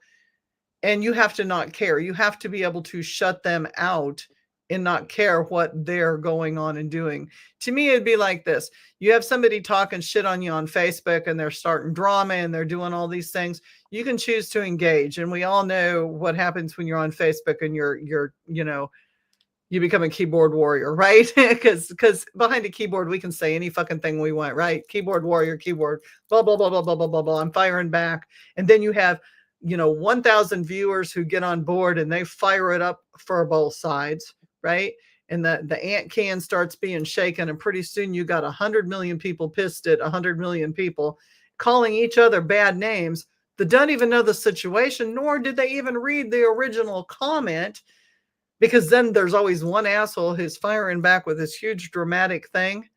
And then they say, well, who is it that we're talking about, or what? Did you not even go back to the original post and read? What I size love is that. it? though. Like, I have a what are 12 we by what are we 12 by doing? 12 car, and you're asking me what size is it? It says a blue 12 by 12 by 12 box, whatever. And they're going, what are we talking about? But you've just fired some of the most hateful shit at everybody.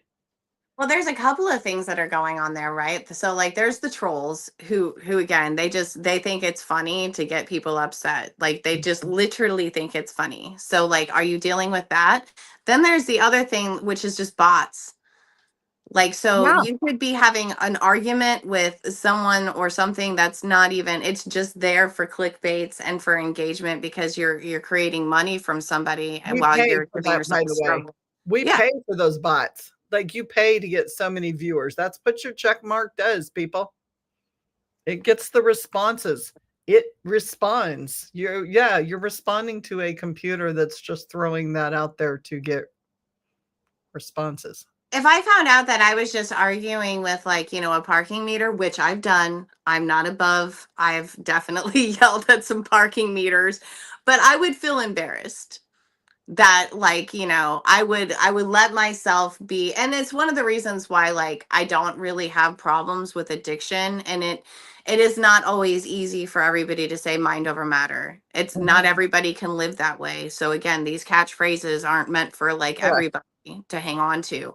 But it's one of those things where the concept, and this is a me problem, maybe I'm spilling my beans too much here on YouTube, but like the concept of having something have control over me is just too much for me to take.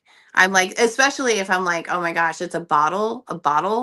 Like this substance has control over my whole being, over where I put my money, the decisions I make, and all of those things. And I mean, the same thing is true like when somebody's coming just to manipulate my emotions. And that can be on a positive spectrum as well. It doesn't always have to be in a negative connotation, but it doesn't, like, it's hard not to just want to jump in to anything. It But is. it's important not to, because just because we have this really awesome swimming pool and it's doesn't mean that we don't see underneath, and underneath there could be like broken glass and stuff. So just be wary. And it's hard not to get involved in emotional contagion, but to go back to the spirit thing, and what are we ingesting, and what are we giving life to, and what are we manifesting, right? Social contagion is a real thing. It's not just some hippie concept that we came up with smoking weed underneath the tree. It's scientifically sound. Like if one person in a room is wanting to start a fight, I guarantee you, if there's other people in that room, they're going to start a fight. Absolutely. They can get the whole room brawling, and that's that emotional contagion. It's just like, are you going to let yourself be manipulated by whatever it is that you're seeing, hearing, smelling, feeling, whatever it is? And add psychopathy to it and shit. Boom. There's the gasoline or the kerosene that was needed, wasn't needed to kick it big time. And yeah, I mean, take the time. I think, the points brought up, don't you take the time to heal? Yes, you take the time to heal, but healing and sinking in quicksand are very much similar. We can get caught up. And I did that. I'm the first one to speak about that. I did that for 5 fucking months, healing from my knee. I mean, it was going on 6 months, and I was healing, man. I did so much shadow work. I'm working through shit, right? I'm working through shit, literally working through shit. I was also treading and sinking in the shit and creating more shit while I was doing it. Yeah, well, because you get so caught up in the negative, like you said, the glass half full, the glass half empty. If I'm dwelling on all the shit that's coming in and all the negative, and I'm healing, but I think I'm healing, it's under the guise of healing, but I don't realize that over 50% of my healing is negative. what these people have done, wallowing. I hate the word wallowing, but wallowing is the word I want to use. Mm-hmm. That's not healing. That's not constructive. That is destructive. Yeah, You and have that's to be really hard. careful. It's been hard for me, like when I've come across people, because it like for me, like I always want to be better. Like, but that's a me thing again. Mhm. So like I have to understand what belongs to me. But like, there is a real reality out there that like, well, there's stages of healing. And some of Yes. that is just going like, what the hell happened to me? Right. And that can take years. That can take years, especially if you don't know how to validate what's been going on. And it is easy to just kind of stay in that mode. And you're right. And instead of healing, more muck just kind of comes tumbling Well, and down. it's familiar. By then it's familiar, and so we stay with what's familiar, and Yeah. it feeds, and we don't understand that we're feeding our own negative, and really we're sucking ourselves dry. Yeah, and then, but there's also some people who don't believe that it's possible to feel anything other than what they're feeling. And you're right.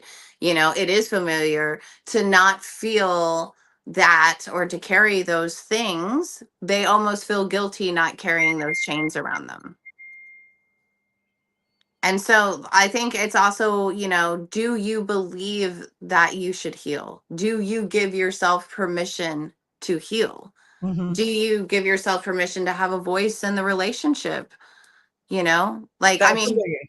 probably the worst thing that I had to recognize is that with all of the jerks out there that I have interfaced with, there's also been wonderful people. So please don't ever think that there weren't wonderful people along the way. But And so grateful for those. It's not you have to okay, hang on. I've got three formats going and I have to read like I'm trying to follow and a haunted house on top of it that I'm dealing with. right. I'm take time to heal. Not if you can not if you continue to learn by the way you need to process the traumas. It's not destruction if you learn what you need to heal. Yeah. No, that's true. That's Yeah. true. I mean, you have to, but make sure that at least 75% of it is positive. If you're 50-50, then you're balancing out. You're not moving forward. Does that make sense? Like if you're if you're learning, but you're also still dwelling in the pain, you're probably leveling out. You're not really moving forward. You may think you're moving forward, but your fight or flight may still be triggered. And if your fight or flight is still triggered, then you have to get yourself out of that 50-50 to start moving forward. Yeah, and also for me, like when I was learning like how post-traumatic stress disorder manifests like in humans, right? Mhm. Like there are certain symptomologies that come up, right? And some of those are invasive thoughts, right? Intrusive thoughts. And then there's like reliving the trauma and reliving the trauma. So we do that, and sometimes we do that because we're scanning the situation for what could I have done better, what could have what did I miss, those kinds of things, and that's processing. So, and that can take a long time, and it can be frustrating, but it is a process. And then there's the symptomology aspect of it, right? The Mhm. symptomology aspect of it is that you're just reliving the trauma. Right. You're just reliving it, and that's a symptom of PTSD. And Yes. it's like we do that when we feel like we didn't get to complete an activity. So like if you were surfing or something like that and a tsunami came, but you got pushed out and you or whatever, but or let's say like you got knocked out and somehow you ended up on the shore and you were revived, like you would still in your mind theoretically be Mhm. on that board trying to crest that wave. And then you until you complete that action, your body's just kind of like Going trying through to the do it. motion. Right. And so in those sense, yeah, it's important to go back and reprocess it through EMDR or something like that, to go back to the moment before the tragedy struck and then let your body relive it out the way that you wanted it to. And sometimes that's what we need to be able to put something to sleep. But if we're expecting somebody on the other side, the witnesser, the observer, or whatever, the person we're interacting with, to appreciate that, and that would offer closure to us, that is something that is not guaranteed. Right. Well, and I think the other side of that is, like how I process it is I go in and I try to view it through my inner child. Like because most of my responses are probably more inner child hurt feelings responses. So for me, I go in with my inner child and I'm like, my inner child is still very hurt by this because, again, it goes back to I wasn't good enough as a kid, or I wasn't this. Like, I mean, there's so many triggers, right? We can go through our childhood and everybody's got a different set of triggers, different set of parents, different set of whatever's. And you go through and you think about that. And then I try to go, okay, so this person did this to me. If I didn't do anything to deserve this, then clearly that person's inner child was throwing a temper tantrum and they did something. And then, so how am I going to heal myself versus their child? It's not up to me to heal their child. I need to hug and love my child that went through this. And I need to move this child on past that trauma. Yes, you're absolutely correct. But it is important. One of the hardest lessons to learn is that it is not your job to save the other person. No, absolutely not. That's what I'm saying. Yeah. I can't deal with their trauma related to their child. Like their trauma, what they did to me was probably related to their inner child or their ego. I'm not responsible for that, nor do I. And I'm very blunt. I don't give a fuck. I don't give a fuck. Yeah, because that's their lesson to learn. Yeah, that's not my lesson. Is how do I get past what they did to me? Well, there are mean people. There are mean-spirited people. There are fuckwads out there that are going to take advantage and they're going to do things. My part of the learning experience is, yep, they duped me. They got me. They hurt my feelings. They hurt my inner child. This pattern's how I was as a child. Mm-hmm. But that doesn't mean I'm a bad person. That means I had an educational experience and I try to remove myself from that emotion and go, you know what?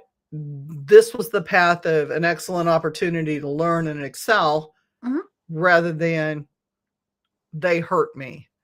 Yeah, and I also think it's important to recognize that just because like we walked into a particular situation with good faith and with kindness, and it wasn't received the way that we wanted to, that doesn't mean that we need to shut down our kindness or our goodwill or how we show up.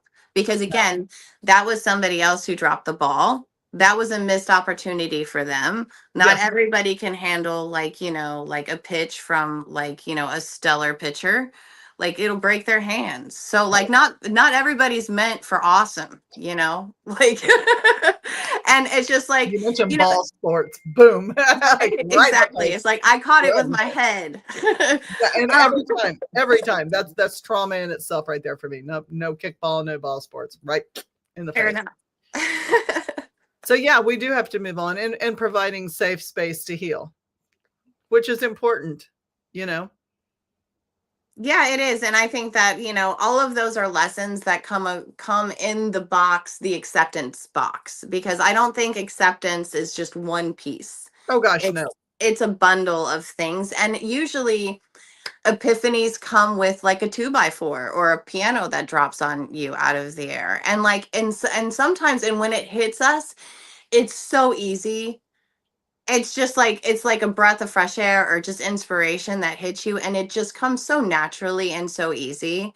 And it's just like, unfortunately, sometimes we are the ones that are in the way of our own epiphanies. And if we believe that we deserve the negativity or we've done something to like create this sense of shame and guilt within ourselves, like, I mean, I challenge everybody to just ask themselves, like, ask their guilt and ask their shame and, your private moments, and just be like, why do I have to hold you? Why does this guilt belong to me? What have I done really to like earn this? And if Right. it's not yours, like, really, like, I mean, if you've done, I think guilt is a wonderful thing to feel, because if you've done something wrong, it's there to be like, hey, this isn't good for either one of us, right? So, Like, so fix it and let it go. yeah, it's a lesson. But like, if you have guilt and you've literally done nothing wrong, then you've been lied to, Yeah. like, Yeah. full on. And Right. don't let people convince you of things that is not true. And also realize that, like, even if you do have a truth, that not everybody's going to be convinced of it. Oh, Just like, and why do we care? That's the other thing is, and it's taken me 63 years to get to the point where, like, why do we care if anybody believes us or not? I know my truth. Seriously, I know my truth. And if I fucked up, I'm going to say I fucked up. And if I didn't fuck up, I'm going to say I didn't fuck up. And that's on you if you choose not to believe me, for real. It yeah, is on you 110%. If you choose not to believe it, that's your story. That's your trauma. That's your journey. That's on you. That is not on me. you're such an Aries. It cracks me up because I'm like going, okay, I believe and I feel the same way, but I'm like, how much of that is just the fact that I am an Aries? Like, No, it- I don't think it has anything to do with Aries. I think it has to do with when you realize you're trying to be the most genuine person and you have a set of values and you're living by those. And I'm not saying I don't lie and I'm not saying I don't fuck up. I'm saying if I do and I have done something to wrong you and you call me out with it, I'm going to think back and I'm going to go, oh shit, man, I did do that. And I have a record for doing that. Like, own my shit. Yeah, I did. I remember that day. Oh my God. Yeah. You know, yeah, I but that did. takes a certain amount of solar plexus to be able to do that. And again, because like we have to keep in mind that there are those like 16 varieties of personalities and stuff, that there are people out there who, just because of the way that their brain is formulated, they don't know who they are. That's true. They don't know That's what they like until they see what they like on another person. And then so, they're called like copycats or something, but they really, really struggle with chameleons. finding a sense of stability in their own identity. And that can Right. cause a lot of disruption for them and then for other people. People as well. Chameleons. Yeah, for Mhm. sure. Change the colors with everything they get on. Everybody Yes. all around, for So sure. I don't know how easy it would be with, your stance on it and my stance on it and the lessons we've learned, for them to be able to adapt those as words of wisdom, just because the way that they perceive the world through their organization is so different. That And would I be hard. wish I could come up with like a statement for them. But I mean, other than the fact that at the end of the day, I'm still going to go back to the metaphor that we're all instruments. And when something is off key to you, as you hear it, you perceive it, you feel it, whatever, you're going to know that. And those are your guides. Those are your staples of Yeah. identity saying, hey, you're interacting with something that is incongruent for you. You. So something isn't matching, and that is kind of like the best way to steer yourself away from catastrophe, really. Right. I mean, if it walk, the old adage, if it walks like a duck and it quacks like a duck and it shits like a duck, it's probably a duck. I mean, Yeah. don't try to make a gorgeous poodle. It is a duck. Don't make it Yeah. something it's not. Are And you it's available hard. next Sunday? Next Sunday. I believe so. We have people that are asking us to continue this conversation, and we are at a 2-hour point, and actually 2 hours and 4 minutes. And this has been an amazing conversation, but I want to pick it up and go deeper with some other things next week. Yeah, I'm pretty sure I'm around next weekend. And Rebecca, Angie, Stephanie, Greg, anybody who wants to get on, we're going to open up the floor and just go with this, and we'll continue part B. It was an honor to be with Oh you. my Thank you gosh. for letting me come on. I'm Thank you. sorry for looking like I just came No, from the I bar. do. I forgot to put the sweet potatoes on, so dinner's going to be at 10 o'clock tonight. Unless I nuke them. I hate to nuke potatoes, but they may be nuked tonight just because. That's fair. I love you. Thank you so much for being on. To everybody who commented, everybody, all the comments, Angie, Rebecca, Stephanie, Bloom, Greg, everybody. And there's more that I haven't listed. Thank you so much, Vanna. Thank you for getting on the fly and just running with this. Yeah. Well, you talk about so many fascinating things. I'm like, gosh, I want to be a part of the conversation. Well, get on anytime anybody wants to get on. Greg's saying he loved the show. Please, Thank you, Greg. please hit me up and I'll send you a link. And because this is what it's all about, right? It's a discussion. It's they are all our own truths. And you may have a different truth and you're welcome on this show as well. Love you. Go fix your kid dinner. I'm going to go cook my husband dinner. Love y'all. Thank you so much from the Spiritual Speakeasy and Supernatural Inc. The bar is always open. The spirits are always served. Every one of them, I promise. Love to you all. Stay safe. Stay warm. Stay blessed. And I'll see y'all next week. Love y'all. Night. Thank you.